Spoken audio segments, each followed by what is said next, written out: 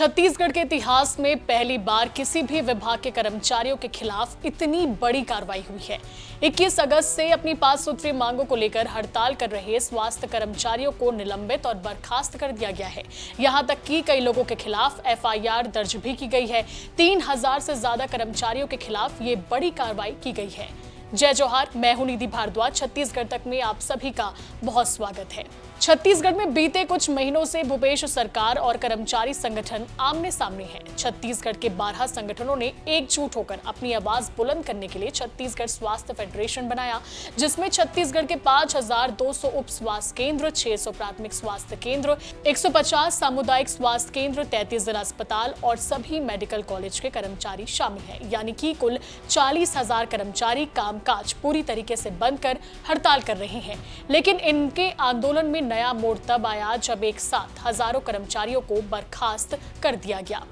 चलिए सबसे पहले आपको बताते हैं कि आखिर इनकी क्या कुछ मांगे हैं। स्वास्थ्य विभाग में कार्यरत कर्मचारियों की वेतन विसंगति दूर की जाए। जो वादा कांग्रेस ने अपने घोषणा पत्र में वेतन वृद्धि का किया था, उसे पूरा करने की मांग कर्मचारी कर रहे हैं।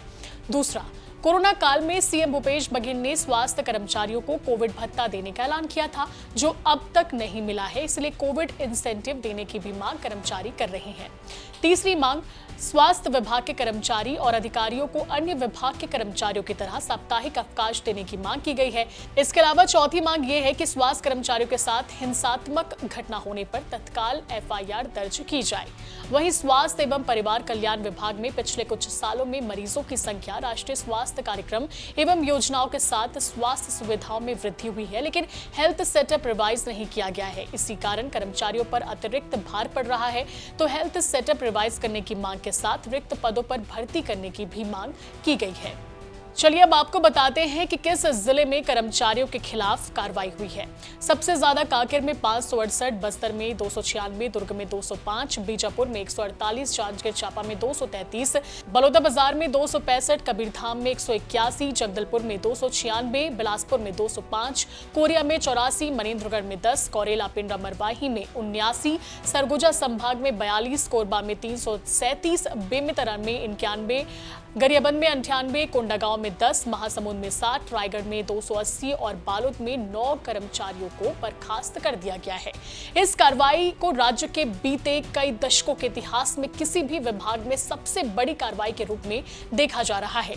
इसमें नियमित डॉक्टर, स्टाफ नर्स, संविदा और अनियमित स्वास्थ्य कर्मी शामिल हैं। स्वास्थ्य कर्मचारियों का कहना है कि उनके साथ सौतेला व्यवहार किया जा रहा है। सरकार के पास बार बार अपनी मांगे पहुंचाने के बावजूद कर्मचारियों को सिर्फ निराशा ही हाथ लगी। इन कर्मचारियों की हड़ताल को समाप्त करने के लिए भूपेश सरकार ने एसेंशियल सर्विसेज मैनेजमेंट एक्ट यानी कि एस्मा की भी घोषणा की थी, लेकिन बावजूद इसके कर्मचारी जब काम पर नहीं लौटे तो प्रशासन ने यह सख्त कदम उठाया। हालांकि सरकार के इस कदम की लगभग सभी कर्मचारी अधिकारी संगठनों ने आलोचना की है। उनका कहना है कि सरकार अपनी नाकामी और वादा खिलाफी को छुपाने के लिए तानाशाही रवैया अपना रही है। सरकार के इस एक्शन के बाद अब स्वास्थ्य कर्मचारियों का आंदोलन और भी उग्र होगा। कई लोगों ने सामूहिक तौर पर अपना इस्तीफा दे दिया है, लेकिन सरकार और कर्मचारियों की इस लड़ाई के बीच अगर कोई फंस रहा है तो वो है आम आदमी। स्वास्थ्य व्यवस्था पूरी तरीके से चरमरा गई है। मरीज इलाज कराने के लिए दर दर भटकने के लिए मजबूर हैं और इसके चलते कई लोगों की जान भी जा चुकी है।